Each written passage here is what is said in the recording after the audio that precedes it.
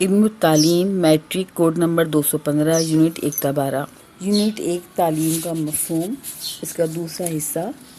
Number 2 تعلیم کا دائرۂ کار۔ تعلیم کا دائرۂ کار بہت وسیع ہے۔ زندگی کے ہر پہلو تعلیم سے متاثر ہوتا ہے۔ معاشرے میں اقتصادی، سیاسی، مذہبی، اجتماعی، ثقافتی اور بین الاقوامی قوتیں کار فرما ہوتی ہیں۔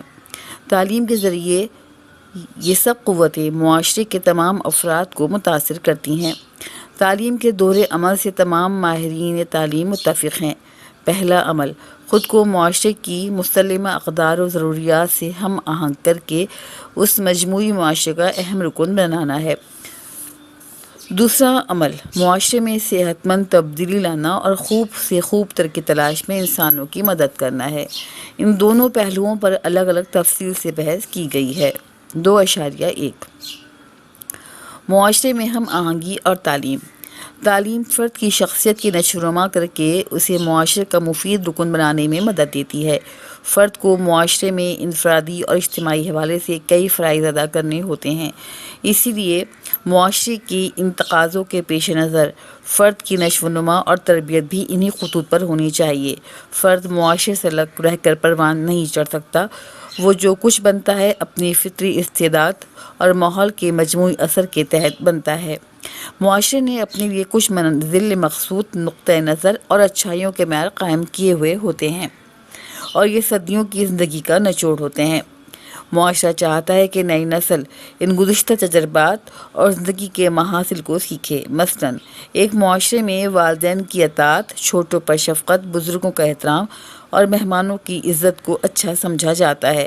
وہ معاشرہ چاہے گا کہ اپنی نئی نسل کو یہ قدریں منتقل کرے اور تعلیم یہ فرض بجا لائے۔ صدیوں پرانی ان قدروں کا پامال ہونا معاشرہ برداشت نہیں کرتا۔ اس لیے تعلیم کا یہ فرض ہے کہ اگلی نسل کو یہ امانت دیانتداری اور خلوص سے سونپ دے۔ ان معنوی اقدار سے جو لوگ منحرف ہوتے ہیں وہ معاشرے کی تباہی کا موجب بنتے ہیں۔ وہ امور جن کی وجہ سے معاشرے میں اتحاد، یکجہتی، اتفاق، باہمی محبت اور احترام کے رشتے قائم ہوتے ہیں۔ معاشرہ چاہتا ہے کہ ان کو بلا چون و چرا آنے والی نسل مان لے۔ تعلیم کا بنیادی فرض ٹھہرتا ہے کہ ان ثقافتی اور معاشرتی اقدار کی حفاظت کرے جن پر معاشرے کی بنیاد کھڑی ہوتی ہے۔ صفحہ نمبر 16۔ 2.2 ثقافتی تحفظ اور تعلیم۔ ہر معاشرے نے اپنے لیے زندگی گزارنے کے طور طریقے، ادب، آداب اور سلیقے بنا رکھے ہوتے ہیں۔ معاشرے کے ان پہلوؤں میں زبان، مذہب، جغرافیائی حالات کا بہت بڑا حصہ ہوتا ہے۔ زندگی کا یہ رہن سہن اور چلن صدیوں کی معاشرت اور انسانی تجربوں کا نتیجہ ہوتا ہے۔ اس لیے ہر معاشرہ اپنی بقا چاہتا ہے۔ تعلیمی اداروں کا قیام بھی اسی لیے عمل میں آتا ہے کہ آنے والی نسل ان ثقافتی آداب کو اپنا لے اور اجتماعی زندگی اپنانے میں کوئی دشواری محسوس نہ کرے۔ کامیاب معاشرے وہی ہوتے ہیں جس کا ہر فرد اجتماعی رنگ میں رنگا ہوا ہوتا ہے۔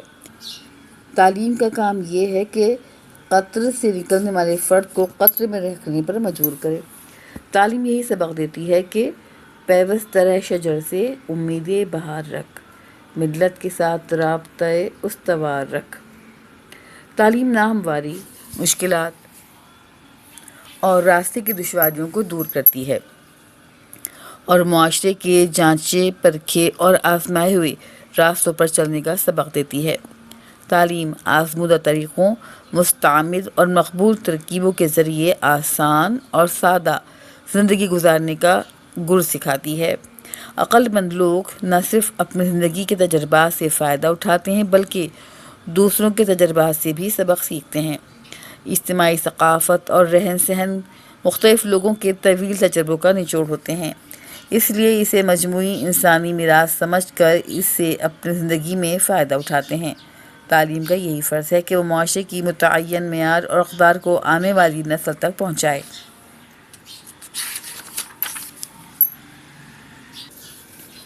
یہ کام جتنا پائیدار اور مؤثر ہوگا اتنا ہی معاشرہ محکم اور مضبوط ہوگا۔ 2.3 تعلیم اور معاشرتی تغیر۔ معاشرے میں تبدیلی لانا زمانۂ قدیم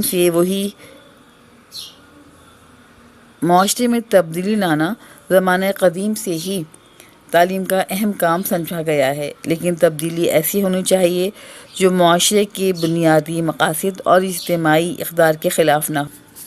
اگرچہ تعلیم کا ایک بنیادی مقصد یہ بھی رہا ہے کہ تعلیم پا کر نوجوان معاشرے میں کامیاب زندگی گزار سکیں، مگر انسانوں کی یہ بھی آرزو رہی ہے کہ تعلیم کے ذریعے جو بالغ ہوں، صفحہ نمبر 17، وہ موجودہ بالغ سے بہتر افراد ہوں۔ اس طرح مجموعی انسانی معاشرہ ترقی کرے۔ اسی مقصد کی خاطر تعلیم کو رہبری اور رہنمائی کا کام بھی سونپا گیا ہے۔ یہ رہنمائی اور رہبری معاشرے میں خوشگوار تبدیلی لانے کے لیے ہوتی ہے۔ انسان بہتر سے بہتر زندگی کے رخ اسی طرح اختیار کرتا رہا۔ تعلیم ایک طرف معاشرے کی بقا اور تحفظ کا کام سر انجام دیتی ہے تو دوسری طرف معاشرے کی تعمیر و اصلاح اور مثبت تبدیلی کا کام بھی کرتی ہے، یعنی تعلیم معاشرے کی مقلد، محافظ اور رہنما بھی ہے۔ تعلیم کے یہ سہ گونا کام ابتدا سے ہی مسلم ہے۔ تعلیم کا ایک اہم ترین یہ مقصد ٹھہرتا ہے کہ تعلیم کے طلبہ کے طرز فکر و عمل میں بہتر تبدیلی لانا، تحقیق اور جستجو کے جذبے پیدا کرنا، تاکہ وہ زندگی کی بہتر راہیں تلاش کر سکیں۔ اب تعلیم کا مقصد یہی نہیں کہ اس سے افراد مہذب اور شائستہ زندگی گزار سکیں، بلکہ بہتر طریقے سیکھنا اور بہتر زندگی گزارنے کے لیے کوشش کرنا بھی اس کے مقاصد میں سے ہے۔ اس لیے جو لوگ تعلیم سے محروم رہتے ہیں ان کو معاشرے میں تبدیلی لانے سے کوئی دلچسپی نہیں ہوتی۔ ان میں قناعت اور اپنے حال میں مست رہنے کی خواہش ہوتی ہے۔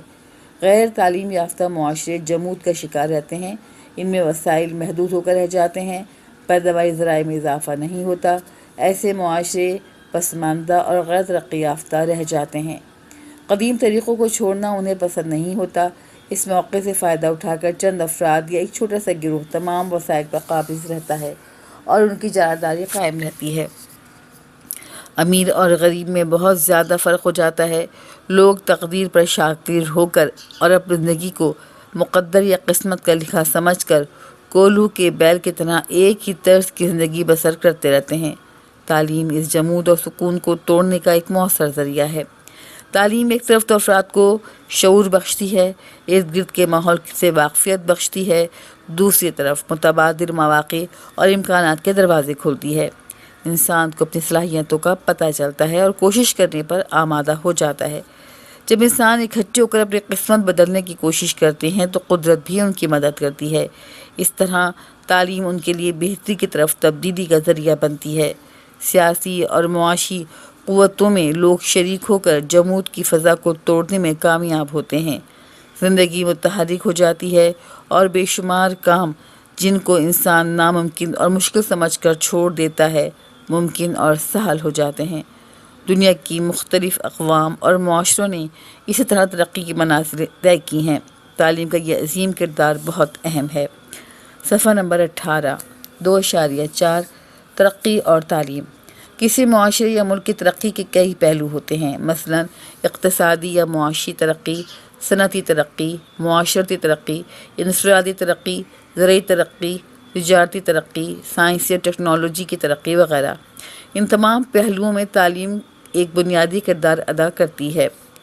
والٹر روسو کے مطابق پسماندہ معاشرہ وہ ہوتا ہے جہاں پیدائش دولت کے وسائل محدود ہوں اور فی کس آمدنی میں اضافہ اور تبدیلی آسانی سے ممکن نہ ہو۔ ایسے معاشروں میں وسائل پیداوار پر چند افراد کی جاگیرداری ہوتی ہے۔ آبادی کی اکثریت مزارع یا مزدور ہوتی ہے۔ ایسی صورتحال کو تبدیل کرنے کے لیے مؤثر طریقہ تعلیم ہے جو افراد کو ہنرمند، پیداواری اور محنتی بناتی ہے۔ تعلیمی ترقی سے نئے نئے پیداواری ذرائع دریافت ہوتے ہیں اور آمدنی اور دولت کے ذرائع میں اضافہ ہوتا ہے۔ مجبور غریب کے علم اور ہنر میں اضافہ ہوتا ہے تو معیار زندگی بلند کرنے کی فکر کرتے ہیں۔ برطانیہ، امریکہ اور فرانس جیسے ممالک میں صنعتی معیشت کی جانب پہلا قدم معاشرے کے تعلیم یافتہ افراد کی تحریک پر اٹھایا گیا۔ جس قوم میں تعلیم کا انجیکشن لگتا ہے اس سے جہالت اور بیکاری کے جراثیم مرنے لگتے ہیں۔ لوگ نئی دریافتوں اور انکشافات کی طرف قدم بڑھاتے ہیں، معاشرے کی ضروریات میں اضافہ ہوتا ہے تو صنعتی ترقی۔ صفحہ نمبر 18، 2.4 ترقی اور تعلیم۔ کسی معاشرے یا ملک کی ترقی کے کئی پہلو ہوتے ہیں، مثلاً اقتصادی یا معاشی ترقی، صنعتی ترقی، معاشرتی ترقی، انفرادی ترقی، زرعی ترقی، تجارتی ترقی، سائنسی اور ٹیکنالوجی کی ترقی وغیرہ۔ ان تمام پہلوؤں میں تعلیم ایک بنیادی کردار ادا کرتی ہے۔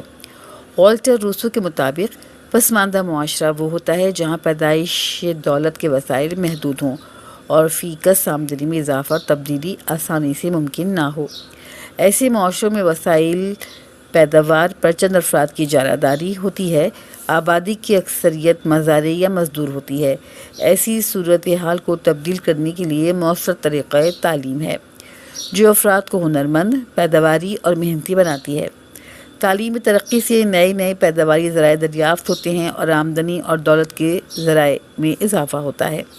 مجبور غریب کے علم اور ہنر میں اضافہ ہوتا ہے تو وہ معیار زندگی کو بلند کرنے کی فکر کرتے ہیں۔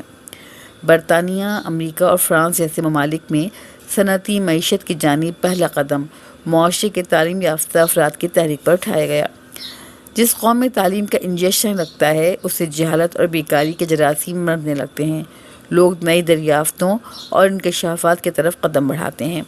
معاشرے کی ضروریات میں اضافہ ہوتا ہے تو صنعتی ضروریات جنم لیتی ہیں۔ اس طرح ترقی کی بنیاد پڑتی ہے۔ اس ترقی کے لیے تعلیمی بنیاد فراہم کرتی ہے۔ جنگ عظیم میں تباہی کا ڈھیر ہونے کے باوجود تعلیم یافتہ اور ہنرمند افراد نے قلیل عرصے میں ان ممالک کو ترقی کی اعلیٰ منزلوں تک پہنچا دیا۔ اس کے برعکس ہمیں آزاد ہوئے 50 برس سے زیادہ ہوئے، مگر تعلیم کی کمی کی وجہ سے ہماری پسماندگی میں فرق نہیں آیا۔ تعلیم کو آج کل انسانی وسائل میں سرمایہ کاری کہا جاتا ہے، جس میں قدرتی وسائل مثلا زمین، معدنیات، جنگلات میں سرمایہ لگانے سے پیداواری شرح بڑھائی جا سکتی ہے اور منافع حاصل کیا جا سکتا ہے۔ اسی طرح انسانوں کی تربیت اور تعلیم پر سرمایہ خرچ کرنے سے انسانوں کے کام کرنے کی صلاحیت میں اضافہ ہوتا ہے، جس کے نتیجے میں زیادہ پیداوار اور زیادہ سرمایہ حاصل ہوتا ہے۔ بعض ماہرین نے تعلیم اور آمدنی کے باہمی تناسب کا اندازہ لگانے کی بھی کوشش کی ہے۔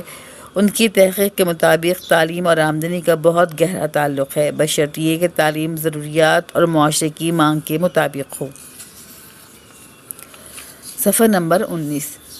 معاشرتی ترقی میں بھی تعلیم اہم کردار ادا کرتی ہے۔ معاشرے میں غلط رسوم اور روایتی جاہلانہ اور بے جا اخراجات کو ختم کرنے کی ترغیب دیتی ہے، رہنے سہنے کے اچھے طریقے سکھاتی ہے، انسانوں کے باہمی تعلقات کو بہتر بناتی ہے اور صحت و اخلاق کو بہتر بنانے پر زور دیتی ہے۔ تعلیم کے ان ثمرات سے معاشرہ ترقی پاتا ہے اور انسان خوشحال اور محفوظ ہوتے ہیں۔ سیاسی ترقی بھی انسانی شعور میں اضافے سے آتی ہے۔ انسان باشعور ہو کر صحت مند اور فلاحی معاشرہ وجود میں لاتے ہیں، انہیں اپنے اور دوسرے کے حقوق کا پتہ چلتا ہے اور آپس کے تعاون سے بہتر حکومت کی تشکیل کر پاتے ہیں، جرائم رک جاتے ہیں اور پرسکون ماحول پیدا ہوتا ہے۔ آزادی فکر و عمل، احترام آدمیت اور تحمل و بردباری تعلیم کی برکات سے پیدا ہوتی ہیں۔ ٹیکنالوجی اور سائنس میں ترقی میں نئی نسلوں کی تربیت فیصلہ کن کردار ادا کرتی ہے۔ تعلیمی ادارے اس قسم کی تعلیم دے کر اعلیٰ سطح کی باصلاحیت افراد تیار کرتے ہیں۔ ٹیکنالوجی کی صلاحیت اور سائنس کا علم تعلیمی اداروں سے پیدا ہوتا ہے۔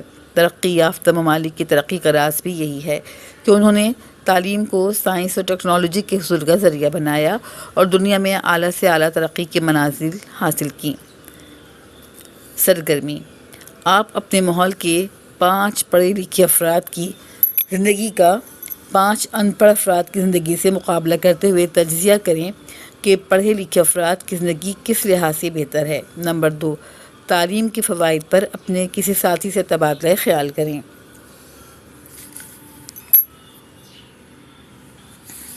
2.5 اہم نکات۔ تعلیم کے ذریعے ایک فرد خود کو معاشرے کے مسلم اقدار اور ضروریات سے ہم آہنگ کر کے اس معاشرے کا اہم رکن بنتا ہے۔ نمبر 2، تعلیم کا دوسرا عمل معاشرے میں صحت مند تبدیلی لانا ہے اور خوب سے خوب ترقی تلاش میں انسانوں کی مدد کرنا ہے۔ نمبر 3، صفحہ نمبر 20۔ تعلیم کا یہ بنیادی فرض ٹھہرتا ہے کہ وہ ثقافتی اور معاشرتی اقدار کی حفاظت کرے جن پر معاشرے کی بنیاد کھڑی ہوتی ہے۔ نمبر 4، تعلیم کا یہ بھی فرض ہے کہ وہ معاشرے کے متعین معیار اور اقدار کو آنے والی نسل تک پہنچائے۔ نمبر 5، تعلیم کو رہبری اور رہنمائی کا کام بھی سونپا گیا ہے تاکہ تعلیم یافتہ شخص اپنے گروہ، جماعت یا حلقے میں بہتر تبدیلی لانے کا ذمہ دار بن سکے۔ نمبر 6، اقتصادی، صنعتی، معاشرتی اور انفرادی، زرعی، تجارتی اور سائنسی ترقی کے تمام پہلوؤں میں تعلیم بنیادی کردار ادا کرتی ہے۔ 2.6 خود آزمائی نمبر 2۔ الف، مندرجہ ذیل سوالات کے جوابات دیے گئے ہیں، صحیح جواب کی نشاندہی کیجیے۔ نمبر 1، تعلیم کا کام ہے: الف، فرد کو معاشرے سے ہم آہنگ کرنا، ب، معاشرے میں تبدیلی لانا، دال، جیم، معاشرے کی رہنمائی کرنا، دال، مندرجہ بالا سب۔ اس کا جواب ہے مندرجہ بالا سب، یعنی دال۔ نمبر 2، والٹر روسو کے مطابق پسماندہ معاشرہ وہ ہے: الف، جہاں تعلیم کم ہو، ب، جہاں وسائل آمدنی محدود ہوں، جیم، جہاں آبادی زیادہ ہو، دال، جہاں صفائی نہ ہو۔ اور اس کا جواب ہے ب، جہاں وسائل آمدنی محدود ہوں۔ نمبر 3، تعلیم میں سرمایہ خرچ کرنے سے الف، وسائل ختم ہو جاتے ہیں، ب، منافع نہیں ہوتا، جیم، انسان کی صرف معلومات میں اضافہ ہوتا ہے، دال، انسانوں کے کام کرنے کی صلاحیت میں اضافہ ہوتا ہے۔ اور اس کا جواب ہے دال، انسانوں کے کام کرنے کی صلاحیت میں اضافہ ہوتا ہے۔ نمبر 4، ترقی کے لیے سب سے بڑی رکاوٹ ہے: الف، قدرتی وسائل کی کمی، ب، تعلیم کی کمی، جیم، افراد کی کمی، دال، اسکولوں کی کمی۔ اور اس کا جواب ہے تعلیم کی کمی۔ نمبر 5، پسماندہ معاشرے: الف، اپنی رسم و رواج چھوڑنا نہیں چاہتے، ب، تبدیلی چاہتے ہیں، جیم، زیادہ سرمایہ کمانا چاہتے ہیں، زیادہ تعلیم چاہتے ہیں۔ اور اس کا جواب ہے الف، اپنے رسم و رواج چھوڑنا نہیں چاہتے۔ ب، مندرجہ ذیل سوالات کے مختصر جوابات لکھیے۔ نمبر 1، تعلیم معاشرے میں اتحاد اور ہم آہنگی کس طرح پیدا کرتی ہے؟ اس کا جواب ہے کہ تعلیم فرد کی شخصیت کی رہنما کر کے اسے معاشرے کا مفید رکن بنانے میں مدد دیتی ہے۔ فرد کو معاشرے میں انفرادی اور اجتماعی حوالے سے کئی فرائض ادا کرنے ہوتے ہیں، اس لیے معاشرے کے ان تقاضوں کے پیش نظر فرد کی نشو و نما اور تربیت بھی انہی خطوط پر کرتی ہے اور اسے پروان چڑھا کر معاشرے کے ساتھ ہم آہنگ کرتی ہے۔ سوال نمبر 2، تعلیم ثقافتی تحفظ کا کام کیسے سر انجام دیتی ہے؟ مثالوں سے واضح کریں۔ اور اس کا جواب ہے کہ تعلیم ناہمواری، مشکلات اور راستوں کی دشواریوں کو دور کرتی ہے اور معاشرے کے جانچے پرکھے اور آزمائے راستے پر چلنے کا سبق دیتی ہے۔ اجتماعی ثقافت اور رہن سہن مختلف لوگوں کے طویل تجربوں کا نچوڑ ہوتے ہیں، اس لیے اسے مجموعی انسانی میراث سمجھ کر اس سے اپنی زندگی میں فائدہ اٹھاتے ہیں۔ تعلیم کا یہی فرض ہے کہ وہ معاشرے کے متعین معیار اور اقدار کو آنے والی نسلوں تک پہنچائے۔ یہ کام جتنا زیادہ پائیدار ہوتا ہے اور مؤثر ہوتا ہے اتنا ہی معاشرہ مضبوط اور مستحکم ہوتا ہے۔ سوال نمبر 3، عام طور پر تعلیم کے 2 کردار ہوتے ہیں، مقلد اور رہنما، بحث کریں۔ تعلیم کا ایک بنیادی مقصد یہ رہا ہے کہ تعلیم پا کر نوجوان معاشرے میں کامیاب زندگی گزار سکیں، مگر اس کا دوسرا مقصد رہنمائی بھی ہے۔ یہ رہنمائی اور رہبری معاشرے میں خوشگوار تبدیلی لانے کے لیے ہوتی ہے۔ تعلیم ایک طرف معاشرے کی بقا اور تحفظ کا کام سر انجام دیتی ہے تو دوسری طرف معاشرے کی تعمیر و اصلاح اور مثبت تبدیلی کا کام بھی کرتی ہے، یعنی تعلیم معاشرے کے لیے مقلد، محافظ اور رہنما بھی ہے، اور تعلیم کے یہ تینوں کام ابتدا سے ہی مسلم ہیں۔ سوال نمبر 4، تعلیم کس طرح معاشرتی ترقی کا موجب بنتی ہے؟ تعلیم یافتہ افراد کی وجہ سے معاشرے میں ترقی شروع ہوتی ہے۔ جب جہالت ختم ہوتی ہے تو بیکاری کے جراثیم ختم ہو جاتے ہیں، لوگ نئے دریافتوں اور انکشافات کی طرف قدم بڑھاتے ہیں، معاشرے کی ضروریات میں اضافہ ہوتا ہے تو صنعت ترقی بھی جنم لیتی ہے، اور اس طرح معاشرہ ترقی کی طرف بڑھتا چلا جاتا ہے۔ سوال نمبر 5 کہ تعلیم معاشی ترقی میں کس طرح مددگار ہوتی ہے؟ ماہرین تعلیم نے تعلیم اور آمدنی کے باہمی تناسب کا اندازہ لگانے کی کوشش کی ہے۔ ان کی تحقیق کے مطابق تعلیم اور آمدنی کا بہت گہرا تعلق ہے، بشرطیہ کہ تعلیم ضروریات اور معاشرے کی مانگ کے مطابق ہو۔ اس سے پھر معاشی ترقی میں بھی اضافہ ہوتا ہے۔ اور آخر سوال ہے سوال نمبر 6، مجموعی ترقی کے لیے تعلیم کیا کردار ادا کرتی ہے؟ پسماندہ معاشرہ وہ ہوتا ہے جہاں پیدائش دولت کے وسائل محدود ہوں اور فی کس آمدنی میں اضافہ اور تبدیلی آسانی سے ممکن نہ ہو۔ تعلیمی ترقی سے نئے نئے پیداواری ذرائع دریافت ہوتے ہیں، آمدنی اور دولت کے ذرائع میں اضافہ ہوتا ہے، مجبور غریب کے علم و ہنر میں اضافہ ہوتا ہے تو معیار زندگی کو بلند کرنے کی فکر کرتے ہیں اور ان کا معیار زندگی بلند ہو جاتا ہے۔ اس طرح تعلیم جو ہے وہ صنعتی ترقی میں بھی، معاشی ترقی میں بھی اور مجموعی ترقی میں بھی بہت اہم کردار ادا کرتی ہے۔ یونٹ 12 یونٹ 1 تعلیم کا مفہوم، اس کا تیسرا حصہ پاکستان میں تعلیم۔ 1947 میں قیام پاکستان کے وقت باقی شعبہ جات کی طرح نظام تعلیم بھی درہم برہم تھا۔ اس سلسلے میں سرکاری سطح پر جو اقدامات کیے گئے ان میں تعلیمی کانفرنس 1947، تعلیمی کمیشن 1959 اور دیگر تعلیمی پالیسیاں نمایاں ہیں۔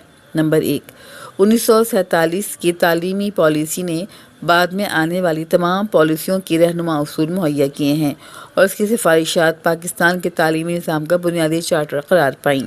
نمبر 2، 1959 کی تعلیمی پالیسی کا اہم مقصد لازمی تعلیم، ہنرمند افراد کی قوت اور ذمہ دار شہری فراہم کرنا تھا جس کے لیے کم از کم 8 سال کی تعلیم ضروری تھی۔ نمبر 3، تربیت اساتذہ، مالیات کی ضرورت پر زور دیا گیا۔ نمبر 4، 1972 کی تعلیمی پالیسی میں مفت پرائمری تعلیم کی شرح میں اضافہ، عمارات کی تعمیر، تربیت اساتذہ اور درسی کتب اور تعلیمی اعانتوں کی فراہمی، مناسب یونیفارم، نصاب میں ترمیم کے لیے قومی نصاب بیورو کی اثر نو تنظیم اور طریقے امتحانات کو بہتر بنانے کی ضرورت پر زور دیا گیا۔ نمبر 5، سائنس اور حساب کی تدریس کو تمام سطح پر جدید بنانے کی سفارش کی گئی۔ نمبر 6، 1972 کی تعلیمی پالیسی کی نمایاں خصوصیت یہ ہے کہ اس نے طلبہ کی اذہان میں اسلامی اقدار پر نظریہ پاکستان کو سنوارنے کی بھی بھرپور کوشش کی۔ نمبر 7، 1972 کی تعلیمی پالیسی کی دوسری خصوصیت یہ ہے کہ اس نے گزشتہ تعلیمی پالیسیوں کے مثبت اقدامات کو اپنے اندر شامل کیا۔ نمبر 8، 1978 کی تعلیمی پالیسی میں مسجد بطور اسکول، محلہ اسکولوں کا قیام، تربیت اساتذہ اور اثر نو تدوین نصاب کا فیصلہ کیا گیا۔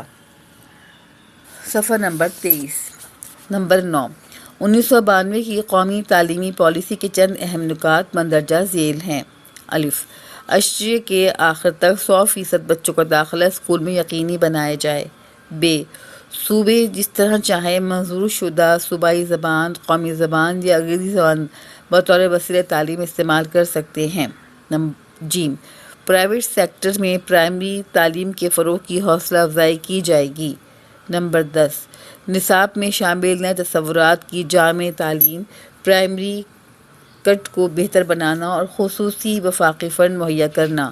1992 کی پالیسی میں معیار تعلیم کو بلند کرنے کے سلسلے کے اہم اقدامات ہیں۔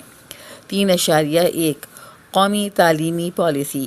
قومی تعلیمی پالیسی 1998 تا 2010 کے مقاصد میں پرائمری اور مڈل کی سطح تعلیم کو ابتدائی تعلیم میں مدغم کرنا، پرائمری اور مڈل کی سطح پر داخلوں کی شرح میں اضافہ اور بنیادی تدریسی مواد اور سامان کے حوالے سے بچوں کی ضرورتوں کو پورا کرنا وغیرہ شامل ہیں۔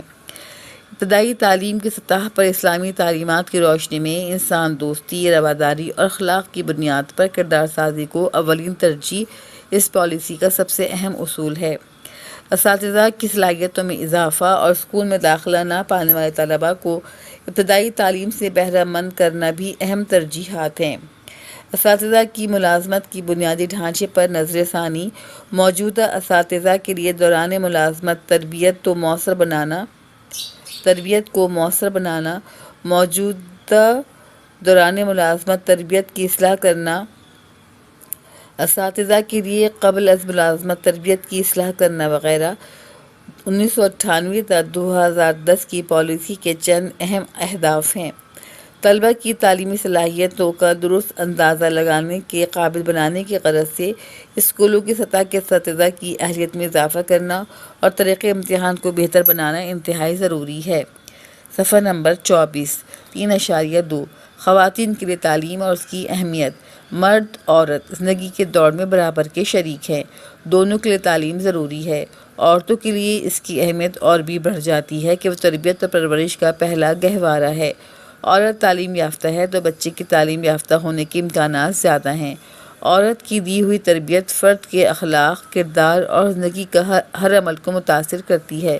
عام طور پر کہا جاتا ہے کہ ایک مرد کو تعلیم دینے سے ایک فرد کی تعلیم کا اہتمام ہوتا ہے، ایک عورت کو تعلیم دینے سے پورے خاندان کو تعلیم ملتی ہے۔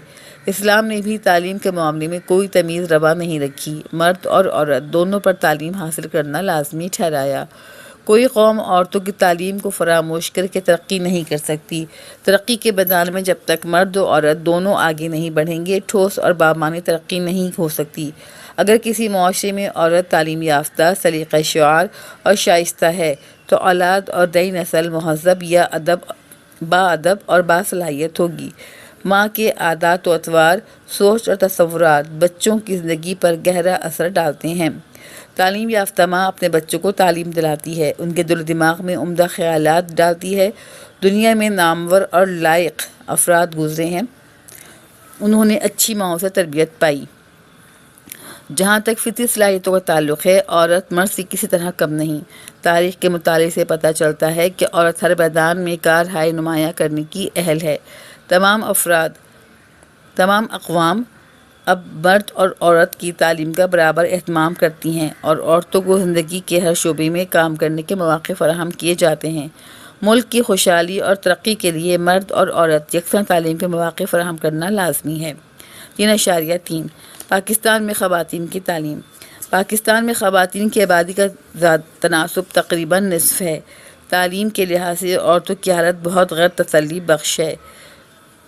یونیسیف 2000 رپورٹ کے مطابق پاکستان میں خواتین کی شرح خواندگی پرائمری سطح پر 62% یعنی 62% اور سیکنڈری سطح پر 17% یعنی 17% ہے، جس سے اندازہ کیا جا سکتا ہے کہ کتنی خواتین پرائمری کے بعد تعلیم ترک کر دیتی ہیں۔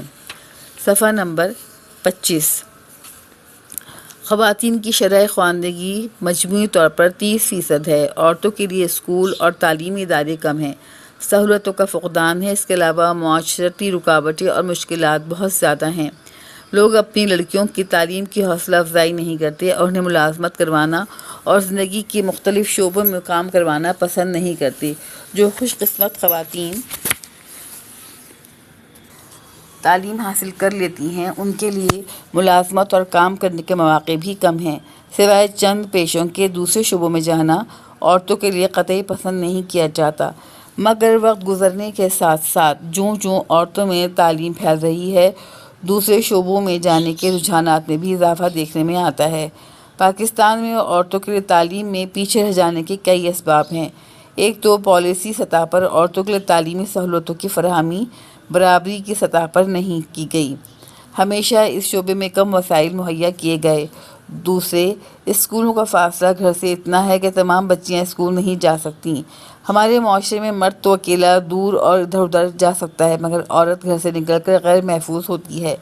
ہمارے معاشرتی حالات اجازت نہیں دیتے کہ بچیاں طویل فاصلہ طے کر کے اسکولوں میں جائیں۔ نیز اسکولوں میں سہولتیں اتنی نہیں کہ بچوں کی تعلیم کا خاطر خواہ انتظام ہو۔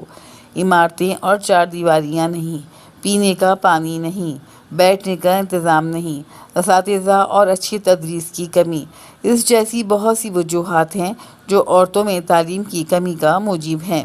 ان تمام مشکلات کے باوجود یہ بھی دیکھنے میں آیا ہے کہ بچیوں میں تعلیم حاصل کرنے کا شوق بہت زیادہ ہے۔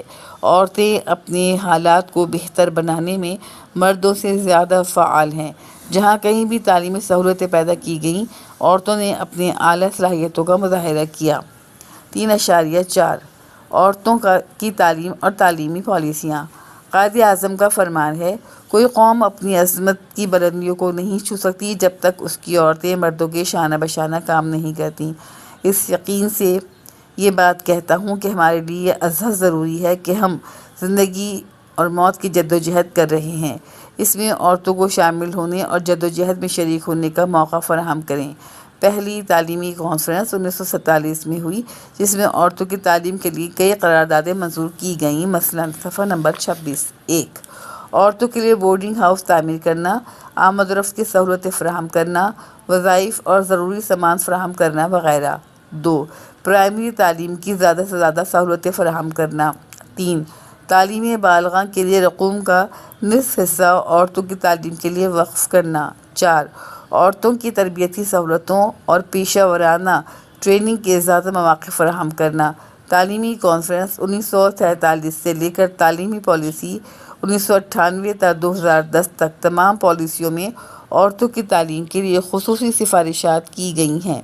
نہ صرف پرائمری تعلیم میں 100% شمولیت کا ہدف رکھا جاتا رہا، بلکہ مڈل اور سیکنڈری سطح پر ایسے مضامین کی نشاندہی بھی کی گئی جو بچوں کے لیے زیادہ موزوں ہوں۔ مثلاً ہوم اکنامکس، ٹیکسٹائل ڈیزائننگ، غذا اور غذائیت۔ ان کے علاوہ طالبات کے لیے ٹائپنگ، اسٹینوگرافی اور کتاب داری جیسے عملی فنون سکھانے کا بندوبست بھی کیا گیا۔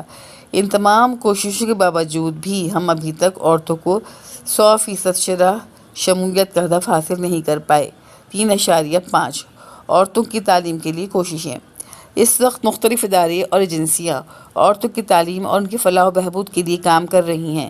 مرکزی حکومت نے عورتوں کی فلاح و بہبود اور عورتوں کے حقوق کی حفاظت کرنے کے لیے ایک الگ ڈویژن قائم کیا ہے جس کا نام ویمن ڈویژن ہے۔ ان کا کام ہی عورتوں کی فلاح کے لیے مختلف منصوبے بنانا اور ان پر عمل کرنا ہے۔ تمام تعلیمی منصوبوں میں عورتوں کی تعلیم پر زور دیا جا رہا ہے۔ اس کام میں یونیسکو، یونیسیف، ورلڈ بینک اور یورپی برادری نیدرلینڈ گورنمنٹ مدد کر رہے ہیں۔ تربیتی اساتذہ خواندگی کے پروگرام اور مختلف مہارتوں کی ٹریننگ کے سلسلے میں مختلف ایجنسیاں کام کر رہی ہیں۔ خواندگی اور تعلیم عامہ کمیشن نے لڑکوں اور لڑکیوں کے لیے الگ الگ اسکول کھولے ہیں، جو تعلیم کو عام کرنے اور خواندگی بڑھانے کے لیے ایک اچھی کوشش ہے۔ علامہ اقبال اوپن یونیورسٹی اس وقت ملک کا سب سے بڑا تعلیمی ادارہ ہے۔ اس کے تعلیمی پروگرام خصوصاً دیہی علاقوں، عورتوں اور آبادی کے محروم طبقات میں بہت مقبول ہیں۔ صفحہ نمبر 27 مربوط عملی خواندگی کا پروگرام ایک کامیاب کوشش ہے جس سے عورتوں میں عملی خواندگی پھیلانے پر زور دیا جاتا ہے۔ 3.6 پاکستان میں عورتوں کی تعلیم عام کرنے کے لیے تجاویز۔ پاکستان میں معاشی و معاشرتی حالات کو سامنے رکھتے ہوئے عورتوں کے لیے خصوصی تعلیمی مراعات کا اہتمام کرنا چاہیے۔ ذیل میں انہیں چند تجاویز کا ذکر کیا ہے۔ نمبر 1 خصوصی تحقیق اور سروے سے صحیح اعداد و شمار اور حقائق معلوم کرنے چاہئیں جن سے عورتوں کے لیے تعلیمی ضروریات کا تعین کیا جا سکے۔ 3.6 صفحہ نمبر 27 پاکستان میں عورتوں کی تعلیم عام کرنے کے لیے تجاویز۔ پاکستان میں معاشی و معاشرتی حالات کو سامنے رکھتے ہوئے عورتوں کے لیے خصوصی تعلیمی مراعات کا اہتمام کرنا چاہیے۔ ذیل میں انہی چند تجاویز کا ذکر کیا گیا ہے۔ نمبر 1 خصوصی تحقیق اور سروے سے صحیح اعداد و شمار اور حقائق معلوم کرنے چاہیے جس سے عورتوں کے لیے تعلیمی ضروریات کا تعین کیا جا سکے۔ اس قسم کی ایکسرسائز ہر 4 یا 5 سال بعد کرنی چاہیے۔ نمبر 2 اپنے وسائل، مسائل اور ضروریات کے مطابق زیادہ سے زیادہ رقوم تعلیمی شعبے کے لیے وقف کرنی چاہیے، خصوصاً عورتوں کی تعلیم کے لیے۔ شروع میں جو عورتوں کے لیے زیادہ سہولتیں پہنچانی چاہیے تاکہ کمی پوری ہو جائے، اور بعد میں مرد و خواتین کی تعلیمی ترقی کے لیے بھرپور کوششیں ہونی چاہیے۔ نمبر 3 دیہی ترقی میں عورتوں کے لیے زیادہ اسکول کھولے جانے چاہیے۔ نمبر 4 بچوں کے اسکولوں کو زیادہ سے زیادہ پرکشش اور بامقصد بنانا چاہیے تاکہ اسکول چھوڑنے والے بچوں کی تعداد میں کمی ہو۔ نمبر 5، ابتدائی سطح کی مجموعی تعلیم مثلاً پہلی، دوسری اور تیسری جماعت تک تعلیم خواتین اساتذہ کے سپرد کر دینی چاہیے۔ نمبر 6، عورتوں کے لیے تربیتی اور پیشہ ورانہ مہارت کے ادارے زیادہ سے زیادہ کھولنے چاہیے۔ نمبر 7، ثانوی، کالج اور یونیورسٹی کی سطح تک عورتوں کے لیے اپنی پسند اور ضرورت کے مضامین کی گنجائش رکھنی چاہیے۔ نمبر 8، مختلف ایجنسیوں اور پرائیویٹ تنظیموں کی حوصلہ افزائی کرنی چاہیے تاکہ وہ خواتین کے لیے معیاری تعلیمی ادارے قائم کریں۔ نمبر 9، عورتوں کے لیے ملازمت کی شرائط اور قوانین اس طرح وضع کرنے چاہیے کہ وہ اپنی گھریلو اور دیگر مجبوریوں کے ساتھ ملازمت جاری رکھ سکیں۔ صفحہ نمبر 28۔ نمبر 10، بچوں کے لیے تفریحی اور کھیلوں کے پورے مواقع فراہم کرنے چاہیے۔ اس کے لیے اسکولوں اور کالج کے اساتذہ ان پہلوؤں کا خاطر خواہ انتظام ہونا چاہیے۔ نمبر 11، خواتین اساتذہ کو گھروں کے قریب ترین اسکولوں میں تعینات کرنا چاہیے۔ نمبر 12، پالیسی کے نفاذ اور منصوبوں کے اہداف حاصل کرنے کے لیے مؤثر انتظامیہ ہونی چاہیے جو اس بات کی جوابدہ ہو کہ طے شدہ امور پر عمل کیوں نہیں ہوا۔ سرگرمیاں: 1، آپ اپنے گاؤں، محلے یا کنبے میں حساب لگا کر بتائیں کہ کتنے افراد پڑھے لکھے ہیں۔ نمبر 2، ان پڑھے لکھے افراد میں کتنی عورتیں پڑھی لکھی ہیں۔ 3.7 خود آزمائی۔ نمبر 3، مندرجہ ذیل سوالات کے کئی جوابات دیے گئے ہیں، صحیح جواب کی نشاندہی کریں۔ نمبر 1، ہمارے ملک کی کثیر آبادی: الف خوشحال ہے، ب تعلیم یافتہ ہے، جیم ناخواندہ ہے، دال شہروں میں رہتی ہے، اور اس کا جواب ہے جیم ناخواندہ ہے۔ نمبر 2، پاکستان میں الف مردوں کے مقابلے میں عورتوں کی تعلیم کم ہے، ب عورتوں کی تعلیم کافی ہے، جیم مردوں اور عورتوں کی تعلیم یکساں ہے، دال عورتوں کو تعلیم زیادہ نہیں دینی چاہیے، اور اس کا جواب ہے الف مردوں کے مقابلے میں عورتوں کی تعلیم کم ہے۔ صفحہ نمبر 29۔ نمبر 3، 5ویں جماعت تک پہنچتے الف 60% بچے اسکول چھوڑ جاتے ہیں، ب صرف 10% بچے رہ جاتے ہیں، جیم زیادہ بچے فیل ہو جاتے ہیں، دال 50% بچے اسکول چھوڑ جاتے ہیں، اور اس کا جواب ہے کہ 50% بچے اسکول چھوڑ جاتے ہیں۔ نمبر 4، قائد اعظم کی فرمان کے مطابق کوئی قوم ترقی نہیں کر سکتی، الف جب تک افراد تعلیم حاصل نہیں کرتے، ب جب تک وہ اپنے آپ کو درست نہیں کرتے، جیم جب تک عورتیں مردوں کی شانہ بشانہ کام نہیں کرتی، دال جب تک تمام وسائل سے صنعت ترقی حاصل نہیں کر لیتے، اور اس کا جواب ہے جیم جب تک عورتیں مردوں کی شانہ بشانہ کام نہیں کرتی۔ نمبر 5، علامہ اقبال اوپن یونیورسٹی کے فاصلاتی نظام تعلیم کا سب سے زیادہ فائدہ کس کو ہوا؟ الف مردوں کو، ب اساتذہ کو، جیم دیہی خواتین کو، دال غیر ملکی ایجنسیوں کو، اس کا درست جواب ہے دیہی خواتین کو۔ ب مندرجہ ذیل سوالات کے جوابات تحریر کریں۔ سوال نمبر 1، پاکستان میں مجموعی شرح خواندگی کیا ہے؟ اور اس کا جواب ہے کہ پاکستان میں مجموعی شرح خواندگی 2023 کی مردم شماری کے مطابق 60.65%، جبکہ 24 اور 25 کے مطابق 74% ہے، یعنی 74%۔ سوال نمبر 2، پاکستان میں عورتوں کی مجموعی شرح خواندگی کیا ہے؟ کتاب میں 33% لکھی ہے، مگر 2023 کی مردم شماری کے مطابق 52.8% یعنی 52.8% ہے۔ سوال نمبر 3، پاکستان کے دیہی علاقوں میں عورتوں کی شرح خواندگی کیا ہے؟ اور اس کا جواب ہے کہ 2024 اور 25 کے مطابق 51.6% ہے۔ پاکستان کے شہری علاقوں میں عورتوں کی شرح خواندگی کیا ہے؟ اور اس کا جواب ہے 74% یعنی 74%۔ سوال نمبر 5 ہے کہ پرائمری سطح پر بچیوں کا داخلے کی شرح کیا ہے؟ اس کا جواب نہ تو کتاب میں ملا ہے اور نہ ہی گوگل پہ۔ سوال نمبر 6، کتنی بچیاں 5ویں کی تعلیم مکمل کرنے سے پیشتری اسکول چھوڑ جاتی ہیں؟ اس کا بھی جواب نہ کتاب میں دستیاب ہے اور نہ ہی گوگل پر۔ نمبر 7، عورتوں کی تعلیم کم ہونے کی کوئی 3 وجوہات بیان کریں، اور اس کا جواب ہے نمبر 1، پالیسی سطح پر عورتوں کے لیے تعلیمی سہولتوں کی فراہمی برابری کی سطح پر نہیں کی گئی، ہمیشہ اس شعبے میں کم وسائل مہیا کیے گئے، اور اس کا دوسرا پوائنٹ ہے کہ اسکولوں کا فاصلہ گھر سے اتنا ہے کہ تمام بچیاں اسکول نہیں جا سکتی۔ اور اس کا سوال نمبر 3 اور اس کا تیسرا پوائنٹ یہ ہے کہ اسکولوں میں سہولتیں اتنی نہیں ہیں کہ بچوں کی تعلیم کا خاطر خواہ انتظام ہو۔ عمارتیں اور چار دیواریں نہیں ہیں، پینے کا پانی نہیں ہے، بیٹھنے کی جگہ نہیں ہے، اساتذہ بھی نہیں ہیں اور اچھی تدریس کی کمی ہے، جس کی وجہ سے تعلیم میں خواتین پیچھے ہیں۔ اگلا سوال ہے سوال نمبر 8 کہ عورتوں کی تعلیم عام کرنے کے لیے کون کون سے ادارے کام کر رہے ہیں۔ اس کا جواب ہے کہ یونیسکو، یونیسیف، ورلڈ بینک اور یورپی برادری نیدرلینڈ اس کام میں حکومت کی مدد کر رہے ہیں۔ اگلا سوال ہے کہ عورتوں کی تعلیم عام کرنے کے لیے حکومت کو کیا کرنا چاہیے۔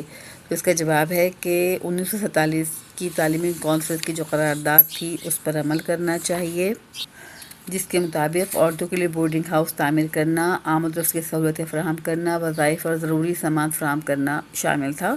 نمبر 2، پرائمری تعلیم کی زیادہ سے زیادہ سہولتیں فراہم کرنا بھی اس میں شامل تھا۔ اور تیسرا یہ کہ تعلیم بالغاں کے لیے رقوم کا نصف حصہ عورتوں کی تعلیم کے لیے وقف کرنا بھی اس کا حصہ تھا۔ اور اس کا چوتھا جو پوائنٹ تھا، یہ چوتھی قرارداد تھی، وہ یہ تھی کہ عورتوں کی تربیتی سہولتوں اور پیشہ ورانہ ٹریننگ کے زیادہ مواقع فراہم کرنا۔ اس کے علاوہ مزید یہ کہ تربیت اساتذہ اور خواندگی کے پروگرام اور مختلف مہارتوں کے ٹریننگ سینٹر جو ہے وہ کھولے جائیں۔ خواندگی اور تعلیم عامہ کمیشن نے جو لڑکوں لڑکیوں کے لیے الگ الگ اسکول کھولے ہیں، ان میں تعلیم کو عام کرنے اور خواندگی کو بڑھانے کی کوشش کی جائے۔ سوال نمبر 10 یہ ہے کہ عورتوں کی تعلیم عام کرنے کے لیے عوامی اداروں کو کیا کرنا چاہیے۔ اور اس کا جواب یہ ہے کہ پاکستان میں عورتوں کی تعلیم عام کرنے کے لیے جو تجاویز 3.6 میں دی گئی ہیں، وہ ساری کی ساری اس کا حصہ ہیں، لہٰذا ان کو ہی سن کر انہی کو سن لیا جائے۔ 3.6 پاکستان میں عورتوں کی تعلیم عام کرنے کے لیے تجاویز۔